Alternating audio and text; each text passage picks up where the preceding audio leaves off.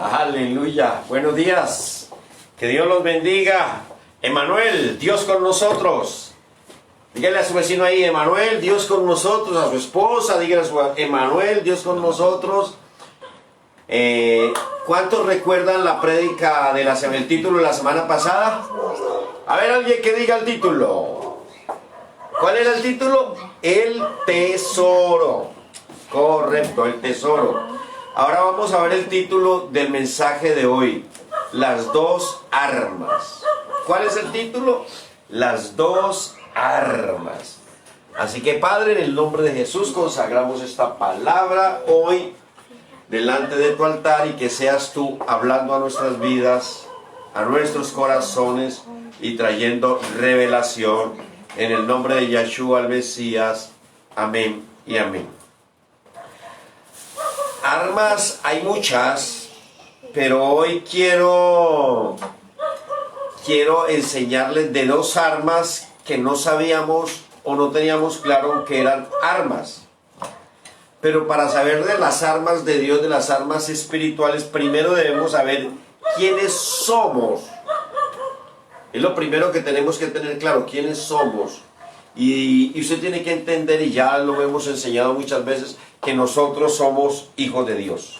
Dile a tu vecino, tú eres un hijo de Dios. Tú eres un hijo de Dios. ¿Me entiendes? Somos hijos de Dios, o sea que somos totalmente, siempre recalcaré esto, somos totalmente diferentes a los demás. Somos hijos de Dios, somos diferentes. Cuando los hijos del rey son los hijos del rey, son los hijos del rey, no son los hijos de los plebeyos, no son los hijos del rey. Entonces, con humildad te digo, tú eres un hijo de Dios, eres hijo del rey del universo. Así que eso es lo que somos los hijos del rey. Cuando el pueblo de Israel, y cuando hablamos del pueblo de Israel, el pueblo de Israel es el pueblo de Dios. El pueblo de Israel es el pueblo de Dios. Y Dios fue su rey desde que los escogió. Y Dios fue su rey cuando los llevó a la tierra prometida. Y cuando les entregó la tierra prometida, Dios les dio un guerrero que los dirigía y les repartió la tierra. Ese guerrero se llamaba Josué. Bueno, Josué duró 40 años repartiendo la tierra. Luego que les repartió la tierra prometida y todo, y ya Josué fue viejo, entonces Dios le dejó, al pueblo de Israel le dejó jueces para que los dirigiera. Entonces los jueces eran hombres y mujeres de Dios, que recibían palabra de Dios y la dirección de Dios. Y el último juez que tuvo el pueblo de Israel en la tierra prometida, el último juez fue Samuel. Pregunto, ¿cuál fue el último juez? Samuel. Samuel, muy bien, mi nieto puede ser que la sabe. Samuel fue el último juez del pueblo de Israel como nación. Y fue el primer profeta que Dios levantó. ¿Para qué? Para corregirlos. Porque cuando usted va a la Biblia, dice que ellos le dijeron a Samuel, cuando ya Samuel era el profeta, ellos le dijo, ya no queremos ser como los demás pueblos. Ahora queremos ser como los demás, queremos tener un rey como los demás. Tremendo. Y ellos tenían un rey. ¿Quién era el rey de ellos? Yahweh Sebaot, Dios de los ejércitos. Era el rey. El rey del universo. Era el rey del pueblo de Israel. Y ellos ahora le dijeron a Samuel, no, ya no queremos que Dios sea nuestro rey. Escógenos un rey. Entonces, Samuel fue el último juez y también fue el primer profeta. ¿Para qué? Para corregirlos y para guiarlos. Ahora que ellos se habían convertido a como los del mundo, porque ellos querían ser como los del mundo. Ahora ellos habían desechado a Dios como rey, y entonces le dijeron a Samuel, no, queremos ser como los del mundo. Dile a tu vecino, no puedes ser como los del mundo. No puede ser como los No podemos ser como los del mundo. Ahora una pregunta, le dan papel y lápiz. ¿De dónde salió Samuel? Esa es la gran pregunta, ¿de dónde salió Samuel? Y aquí viene el secreto de la primera arma, de estas dos que Dios nos va a dar hoy. Aquí viene el secreto de la primera arma. Cuando usted va a Primera de Samuel y empieza a leer desde el versículo 1, no lo vamos a leer, pero en tu casa lo empieza a leer. Primera de Samuel 1, dice que había un hombre, Ramón de Galaad, que se llamaba Elcana, que tenía dos esposas, Penina y Ana. Dice que Penina le daba hijos, 1, 2, 3, 4, 5 hijos, muchos hijos. Resulta que él amaba mucho a Ana, pero Ana era estéril. Y Ana no le podía dar hijos. Y dice que cada año era un buen judío, era un buen santo, subía a Jerusalén a adorar a Dios y a llevar sus ofrendas y sus holocaustos. Subía cada año y Ana subía muy afligida. ¿Por qué? Porque Ana no tenía hijos y así pasaron 1, 2, 3, no sé, 5 años, la Biblia no dice. Y dice que como al 5.º año, estoy calculando, ella se fue al templo afligida. Y se fue y se arrodilló delante de Dios. Hizo un voto y un pedido a Dios. Afligida, cansada. Tantos años sin poder tener un hijo. Y mira bien lo que fue, hizo un voto delante de Dios en Primera de Samuel, capítulo 1, versículo 11. Dice, e hizo voto diciendo, me encanta como dice aquí, Jehová de los ejércitos. Cada que usted ore, ensalce el nombre de Dios. Él es ¿qué? Jehová de los ejércitos, el invencible. Ya fue clara, tú eres Jehová de los ejércitos, el invencible, el todopoderoso, el que todo lo puede y el que nunca pierde.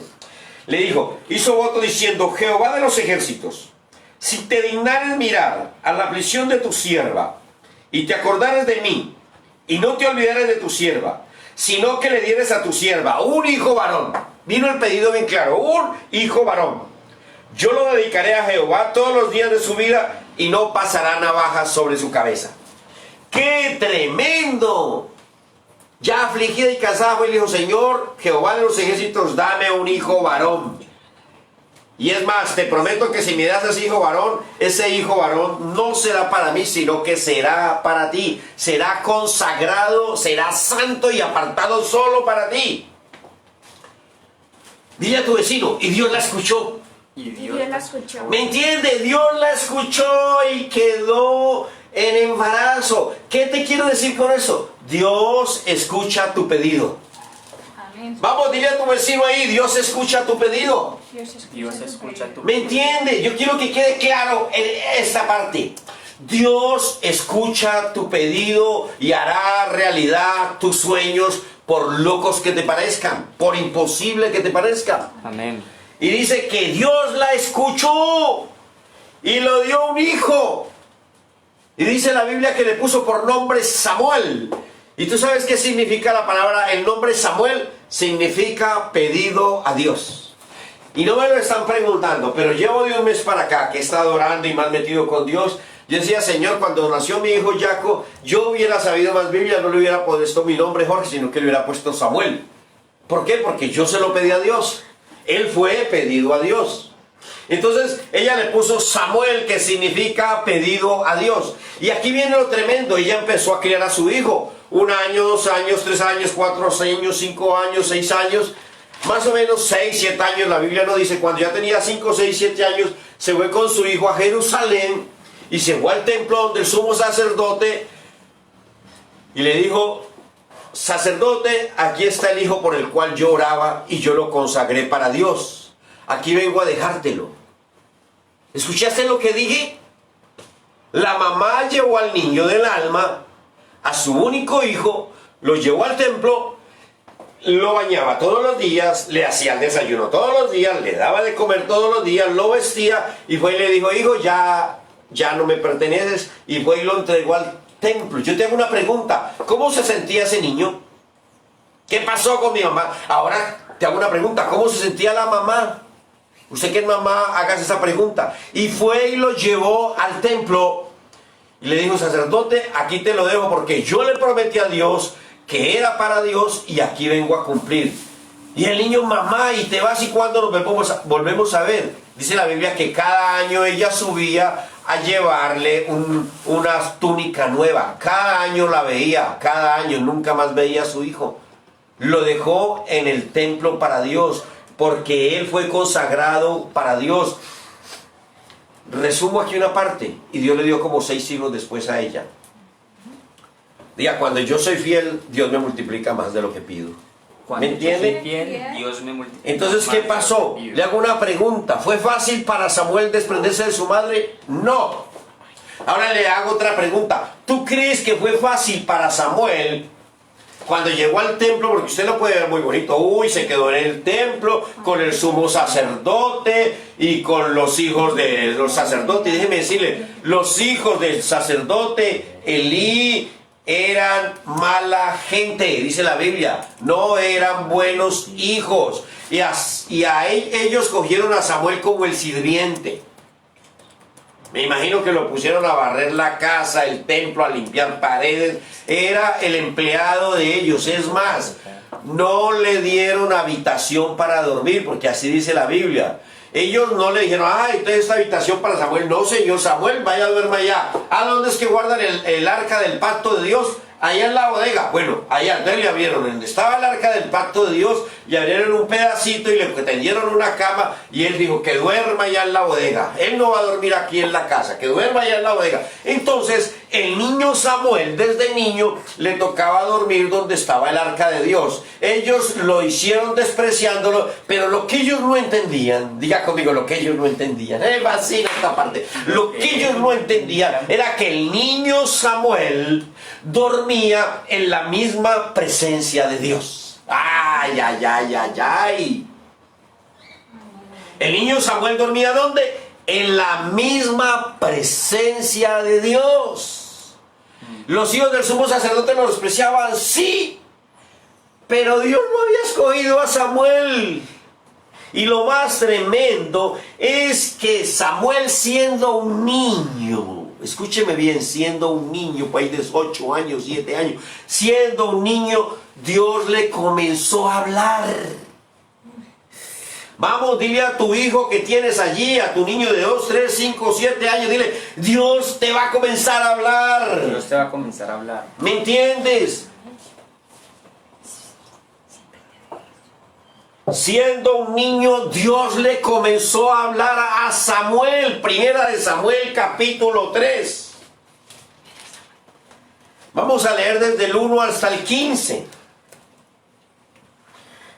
Dice, el joven Samuel ministraba a Jehová en presencia de Elí. Y ojo lo que sigue aquí. Y la palabra de Jehová escaseaba en aquellos días. Y no había visión con frecuencia. Ya la palabra de Dios no estaba ni había visión. 2.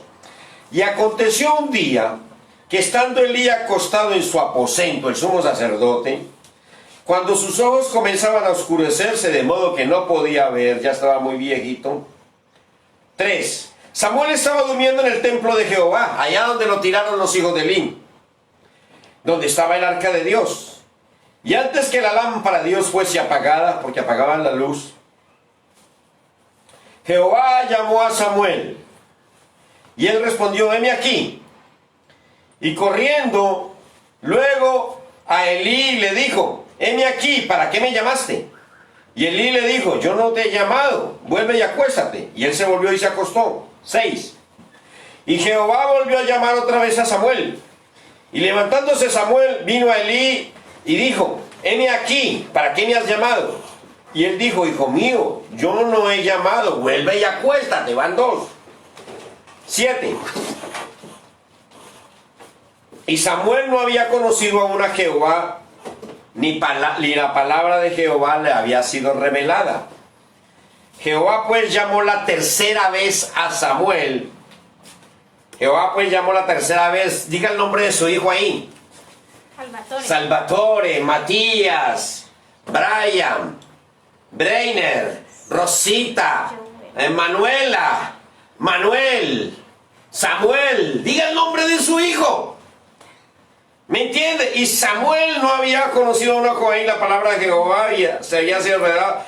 Que Jehová pues llamó por tercera vez a Salvatore. A Salvatore, ¿a quién? A Samuel, ¿a quién? A Breiner, ¿a quién? A Rosita, ¿a quién? A Manuela, ¿a quién? A Matías. Diga el nombre de su hijo, porque los hijos son el arma. Ojo que es una palabra de hoy, el arma que Dios nos ha dado. Llamó por tercera vez y se levantó y vino a Elí y dijo: heme aquí, ¿para qué me has llamado? Entonces entendió Elí que Jehová llamaba al joven. ¡Ah! El viejo sacerdote por fin como que cayó en cuenta. 9. Y dijo Elí a Samuel: ve y acuéstate. Y si te llamare dirás: habla, Jehová, porque tu siervo oye. Así se fue Samuel y se acostó en su lugar. 10. Y vino Jehová y se paró. Oiga bien, el mismo Dios, el mismo Jesús. Dice: y vino Jehová y se paró y llamó como las otras veces: Samuel, Samuel. Diga usted el nombre de su hijo ahí. Samuel, Samuel. Entonces Samuel dijo: habla, porque tu siervo escucha. Y Jehová dijo a Samuel: he aquí, haré yo una cosa en Israel, que a quien la oyere le retiñarán ambos oídos. Y aquel día yo cumpliré contra Elí todas las cosas que he dicho sobre su casa desde el principio hasta el fin. Y le mostraré que yo juzgaré su casa para siempre, por el pecado que él sabe, porque sus hijos han blasfemado a Dios y él no les ha estorbado. Ojo con esta palabra, porque sus hijos han blasfemado a Dios y él no les ha estorbado. Ojo, que no podemos permitir que nuestros hijos blasfemen el nombre de Dios y él no les ha estorbado. 14. Por tanto, yo he jurado a la casa de Elí que la iniquidad, que el pecado de la casa de Elí no será perdonado jamás, ni con sacrificios, ni con ofrendas. Y Samuel estuvo acostado hasta la mañana y abrió las puertas de la casa de Jehová. Recuerden que era el sirviente para los hijos de Elí. Y Samuel temía descubrir la visión a Elí. Dejémoslo hasta allí. Usted termina de leer ahora todo en su casa y le aconsejo que empiece desde el capítulo 1. Dice que Dios le comenzó a hablar, ¿a quién? Al niño Samuel. Dile a tu esposa: Dios le habla a los niños. Vamos, vamos. Y dile a tus hijos allí donde estás con ellos, dile: Dios te habla. Dile, afina tu oído para que escuches a Dios. Ahora yo te hago una pregunta. ¿Qué dice la Biblia de los niños? Miremos a ver. Vamos al Salmo 127. Salmo 127, del 3 al 5. ¿Qué dice? He aquí, herencia de Jehová son los hijos. Cosa de estima el fruto del vientre. Como saetas en mano del valiente, así son los hijos habidos en la juventud. Bienaventurado el hombre que llena su aljaba de ellos, no será avergonzado cuando hablare en la presencia, cuando hablare con los enemigos en la puerta. Tremendo. ¿Qué dice Dios de los niños? Mira bien, vamos al 3. He aquí que herencia de Jehová son los hijos. Vamos por partes. Entonces tus hijos y mis hijos no son nuestros hijos, son herencia de ¿quién? Herencia de Dios, herencia de Jehová son los hijos. Pero hay algo que me llama la atención, dice el versículo 4, como saetas en mano del valiente. ¿Qué es una saeta? Saeta eran las flechas, lo que se usaba, las armas que se usaban en esa época. Y dice que los hijos que Dios nos da son como una arma. Diga, como una arma. Como un arma. Como una arma, tremendo. Dice el 5. Bienaventurado el hombre que llenó su aljaba de ellos, no será avergonzado cuando hablare con los enemigos.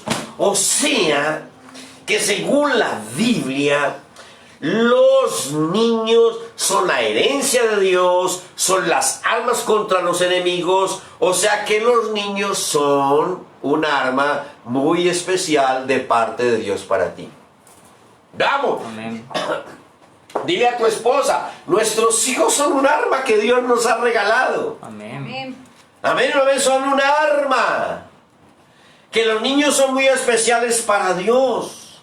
Entonces tú y yo debemos entender que a los niños tenemos que cuidarlos, amarlos y lo más importante, guiarlos en los caminos de Dios. ¿Me escuchaste?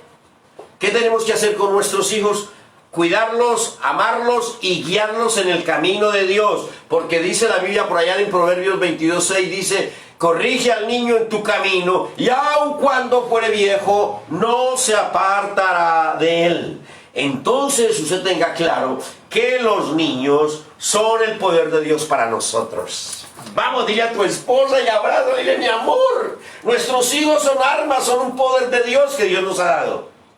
Entonces tenga claro algo hoy, que esa es la primer arma que Dios nos ha dado y no lo sabíamos. Ahora una pregunta: ¿qué dijo Jesús de los niños? Vamos a Mateo 21:14. ¿Qué dijo Jesús de los niños? Dice así: y vinieron a él en el templo ciegos, cojos, y los sanó.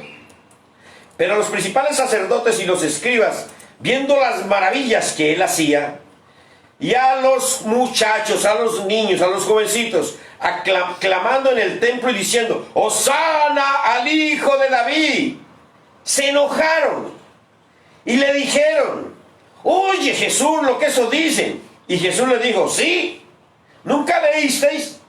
De la boca de los niños y de los que maman perfeccionaste la alabanza.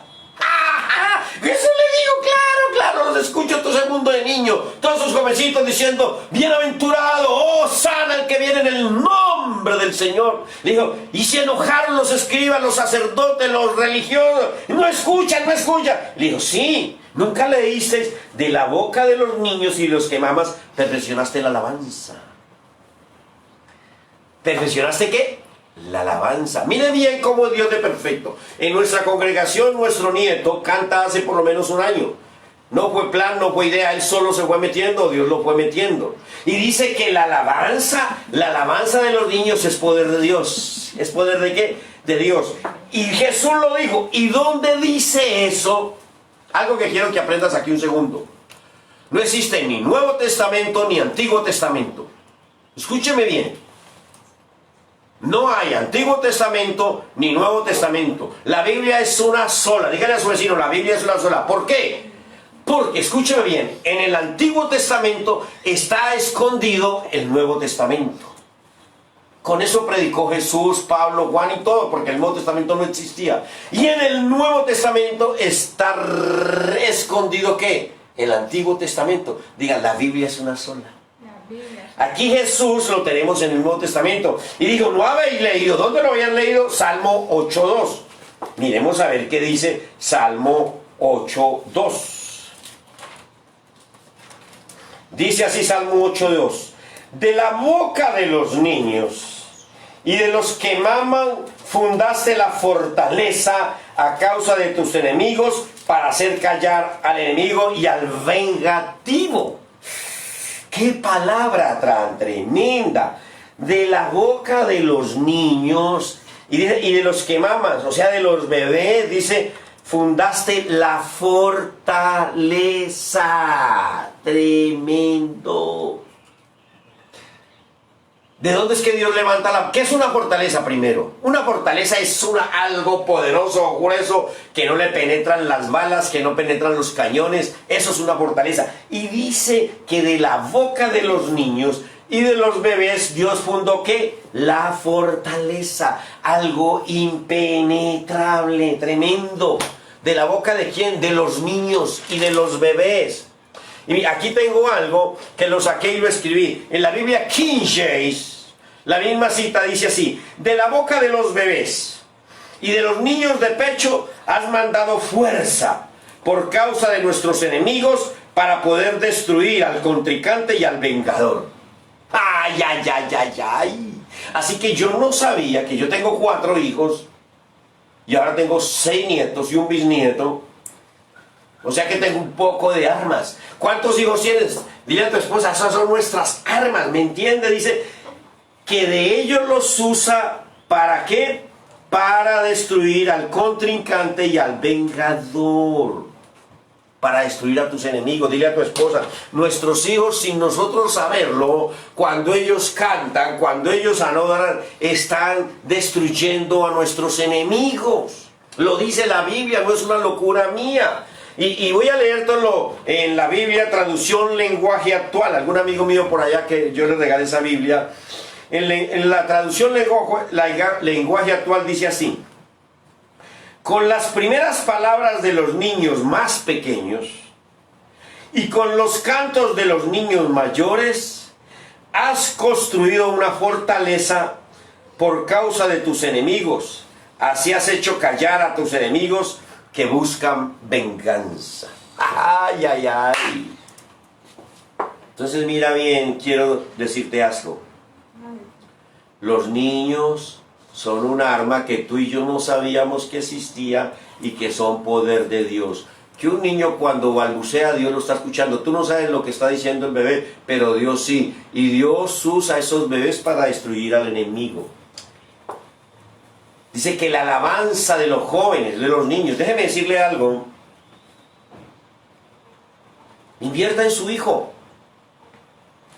Invierta en el piano, en la guitarra, en la clase de canto. Sí, inviértale. ¿Sabe por qué? Porque al final eso vale más que una carrera.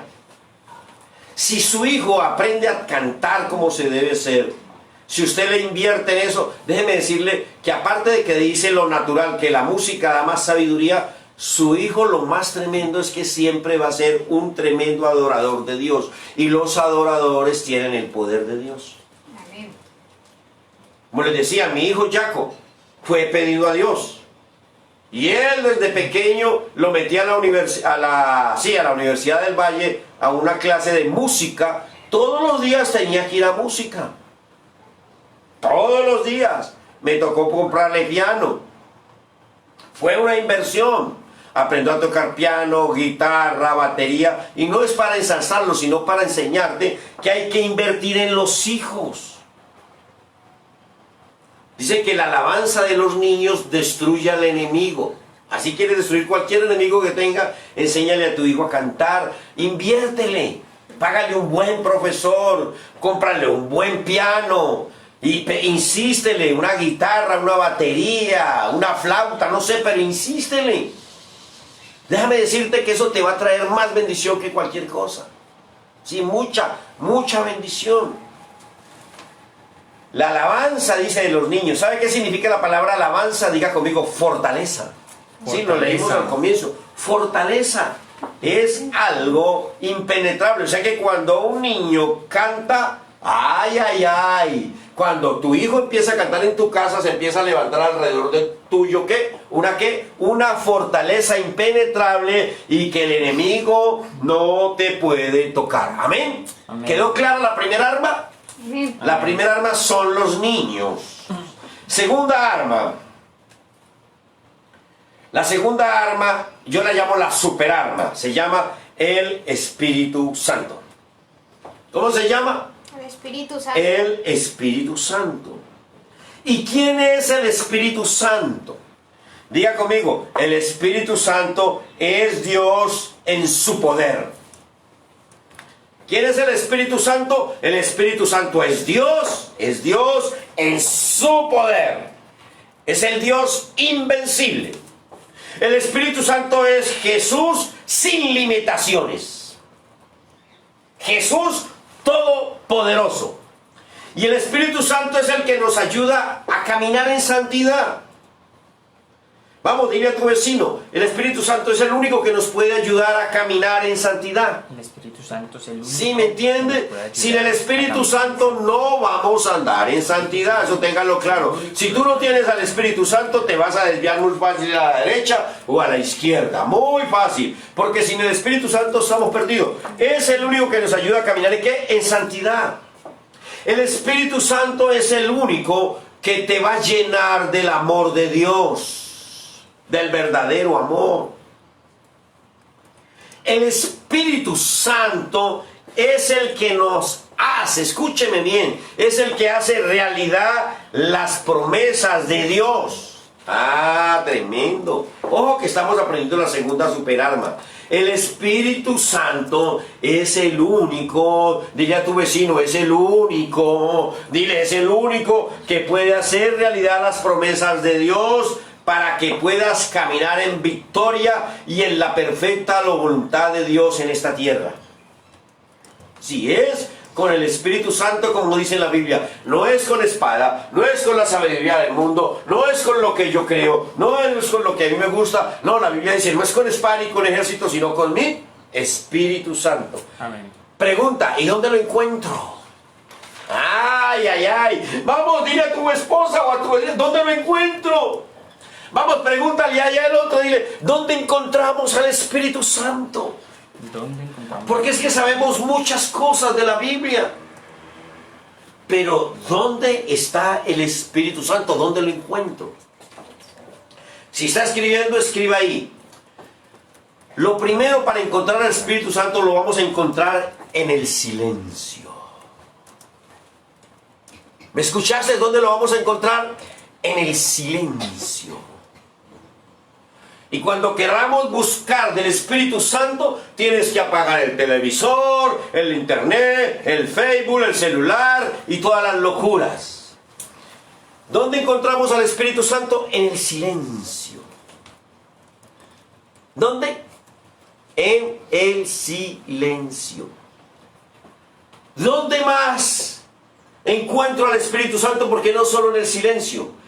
Dile a tu vecino, en el lugar secreto. ¿Dónde? En el lugar secreto. O sea que el Espíritu Santo está en el silencio cuando yo no hablo tanto, cuando yo no saco mis argumentos, cuando yo no saco mis planes, cuando yo dejo que sea Él el que me hable, en el silencio. Y lo segundo es ¿dónde? En el lugar que secreto. Porque en el lugar secreto no estás sino tú y el Espíritu Santo. No hay nadie más. No va a estar ni tu esposa, ni tus hijos, ni tu pastor, sino tú y el Espíritu Santo únicamente. Amén. Y tercer lugar, estos tres los necesitamos para encontrar el Espíritu Santo. En la quietud. ¿Dónde? En la quietud. Dije una vez el pueblo de Israel estaba en guerra y fue Samuel y le dijeron, ¿qué hacemos? Y Samuel les dijo, estad quietos, esténse quietos y verán la victoria de Dios. No hagan nada, estése quieto. Entonces el Espíritu Santo lo encontramos en el silencio, en el lugar secreto y en la quietud. ¿Me entiendes esas tres cosas? ¿Quieres encontrar al Espíritu Santo? Búscalo en el silencio, en el lugar secreto y en la quietud. Escúchame bien. La carne, cuando hablo de la carne, hablo de las emociones. La carne no se defiende, no se revela, no se levanta cuando estás en la alabanza, ¿no? Tú vas y cantas la alabanza, la carne se puede acomodar a la alabanza, no se revela. La carne no se defenderá cuando veas un programa cristiano. ¡Ay, sí, qué bonito, cómo predica, o qué lindo! No, la carne no se te va a revelar cuando veas un programa cristiano. La carne se acomoda. Ah, que puede leer la Biblia. Y no estoy diciendo que todo está malo, eso hay que hacerlo. Pero te estoy enseñando cómo encontrar al Espíritu Santo. Que puedes leer la Biblia, déjame decirle, puedes leer la Biblia y la carne tampoco se va a defender. Ella se acomoda a lo que tú leas. Pero, diga conmigo, pero voy a tomar agua primero.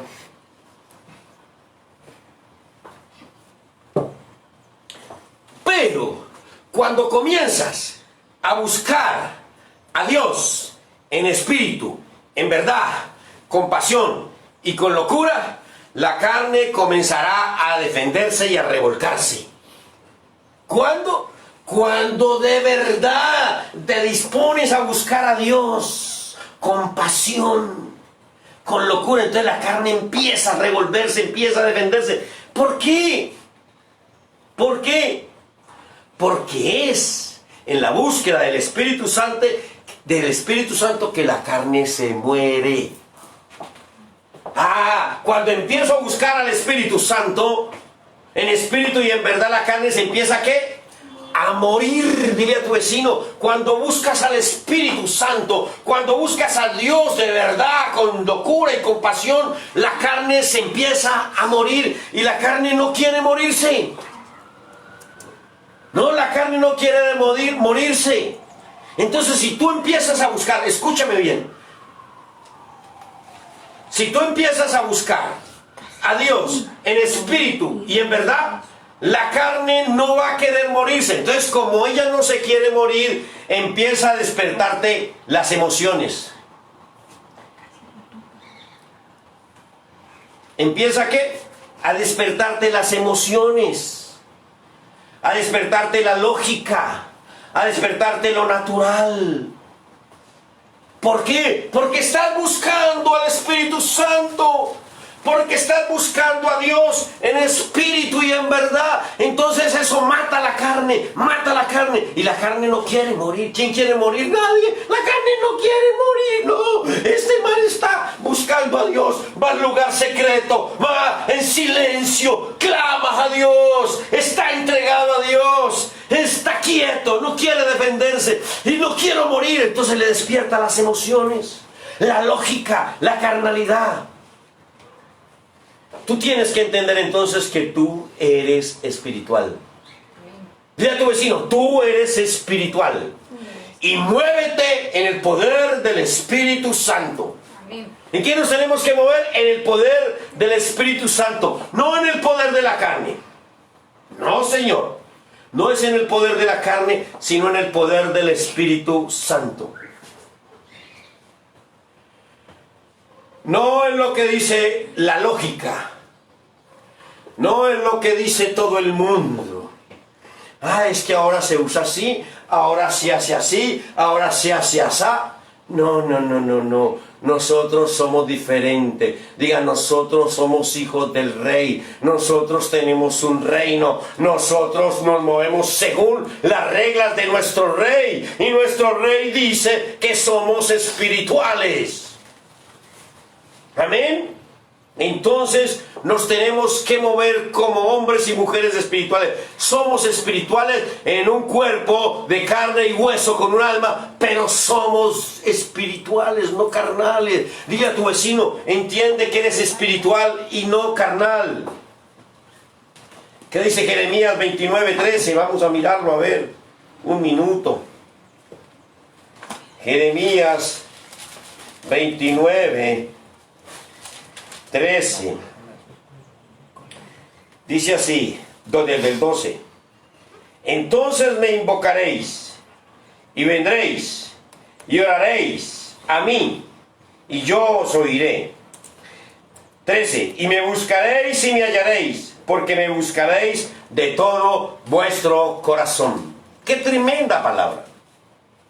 Dice que cuando estamos buscando a Dios en espíritu y en verdad, la carne se va a resistir a morir.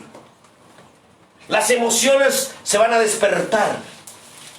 La lógica empieza a sacar sus argumentos. La gente y el mundo sacan los argumentos. Pero nosotros como seres espirituales, aquí dice muy claro, vendréis, oraréis en el lugar secreto, en silencio, quieto. Dice, me buscaréis de corazón y yo te oiré.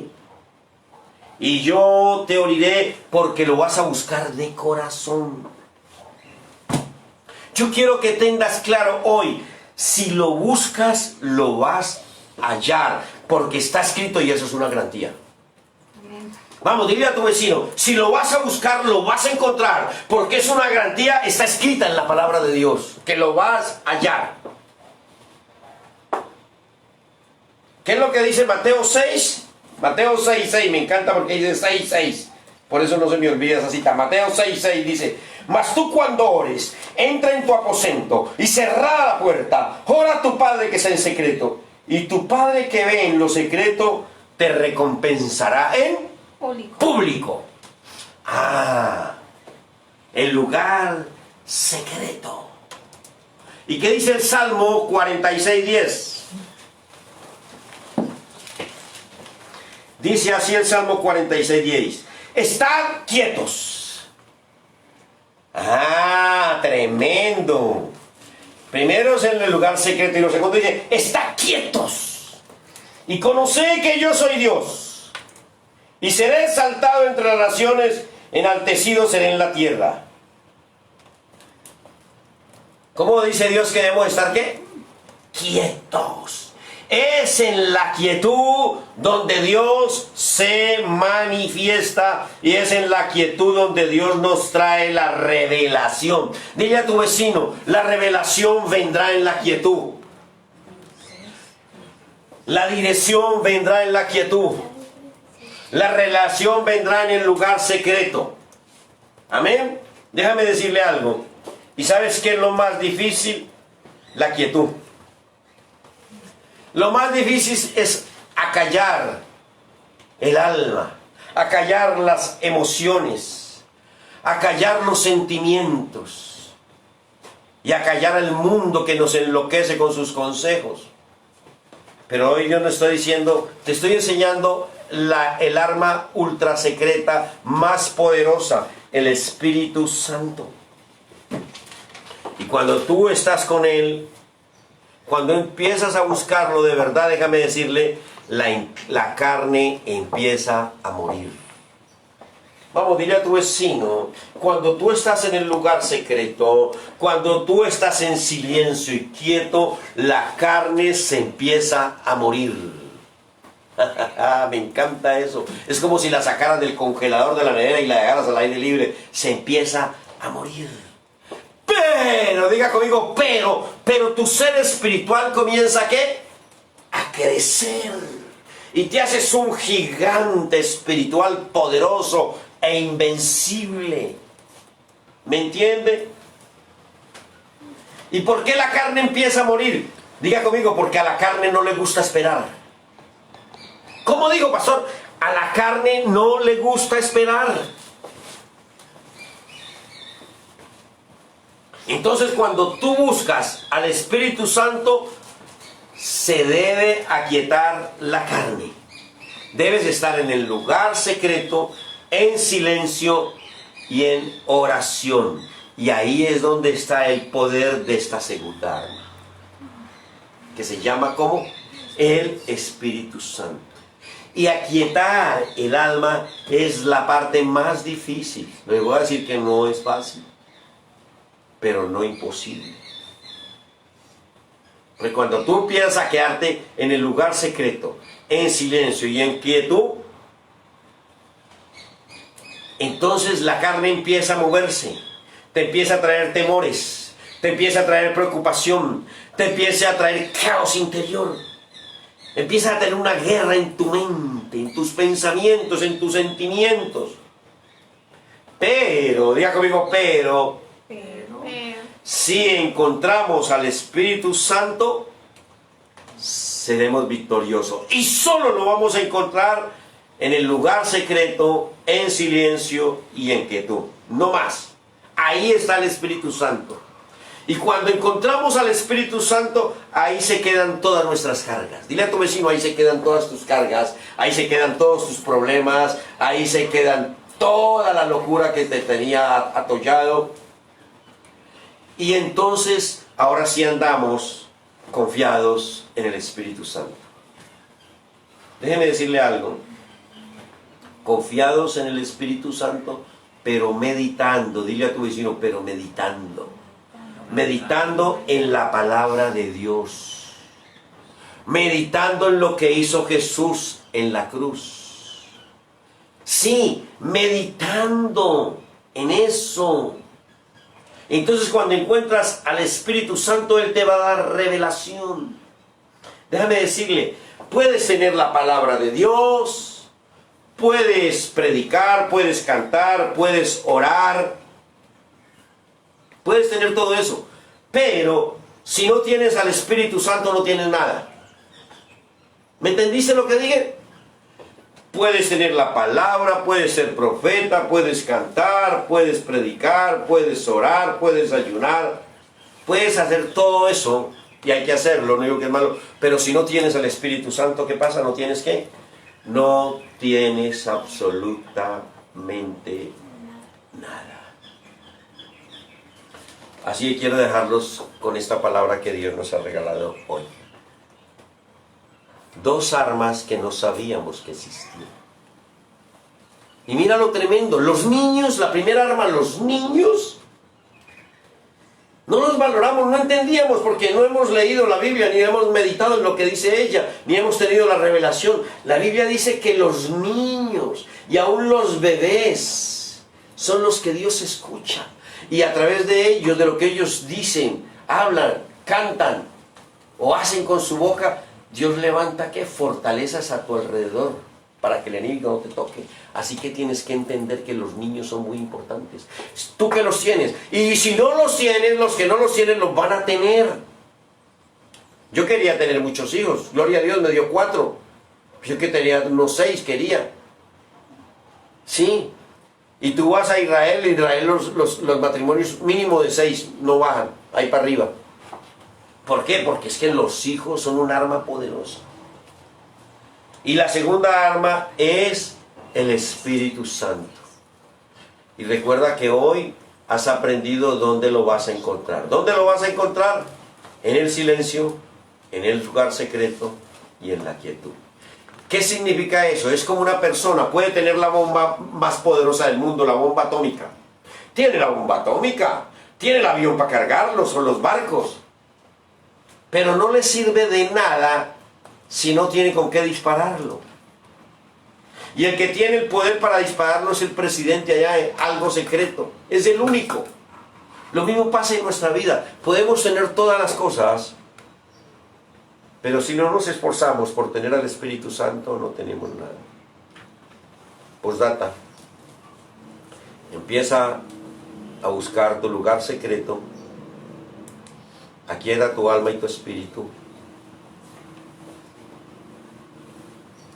En silencio y en paz. Medita en la palabra. Y Dios te va a escuchar. Y el Espíritu Santo te va a dar todo lo que Dios te ha prometido. Amén. Amén. Amén. Padre, en el nombre de Jesús te doy gracias por esta palabra, Señor. Que esta palabra sea vida. Qué bendición lo que nos has enseñado hoy. El poder de los niños. Tremendo, Señor. Gracias. Porque ni yo lo sabía, Señor. Y la superarma, el Espíritu Santo. Porque con Él es que estamos completos en la palabra, en la oración y en el ayuno. Sin el Espíritu Santo no tenemos nada, Señor. Así que te doy gracias, bendigo a todos los que se han conectado. Y Padre, que comencemos una nueva vida. En el poder del Espíritu Santo y en la muerte de la carne. En el nombre de Yeshua, el Mesías. Amén y amén. Que Dios los bendiga.